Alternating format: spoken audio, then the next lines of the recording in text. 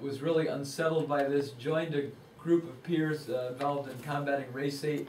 A year later, in 2001, he was knifed to death in Oslo by a group of racist skinheads, late teens, 20, 21 years old, who went to prison, naturally. Drawing on the upper left a detail of a Vietnamese infant who died after the Vietnam War. Was 2 months old when she died. She had a medical condition from dioxin poisons in the waters of Vietnam left over from the Vietnam War. The image on the lower left from the London tube and bus bombings a few years back. The image on the right, all the images have a strong similarity visually to me. A Vietnamese person who was probably days of death from napalm, a type of military armament which I believe should be banned as a war crime, similar to landmines. Cambodian victims of the Khmer Rouge, which happened in the late 1970s. 1.5 million or so Cambodians are murdered by other Cambodians. From a photograph I did of this woman and her young woman and her infant. Sophie Scholl was a Protestant student at the University of Munich, involved in a Nazi resistance group, about the most low-level type of resistance I can think of to a dictatorship or a totalitarian dictatorship.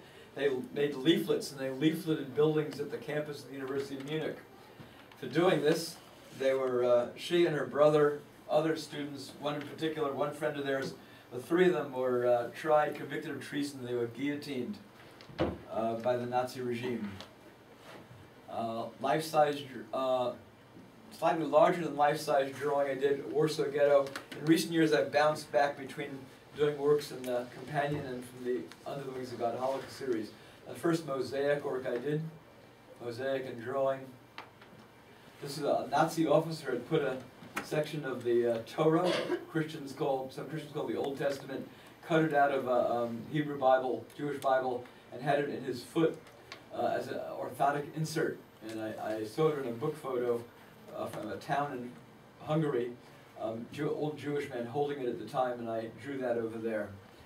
Polish priest on the lower left, who was murdered by 2 Polish police officers about a month after I came back from my first trip to Poland.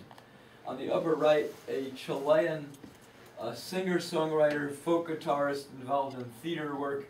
He was tortured and then shot to death by the Chilean military after the military took over in like a coup d'etat there, 1973, when I was in my early 20s. The only piece I've done in the Companion series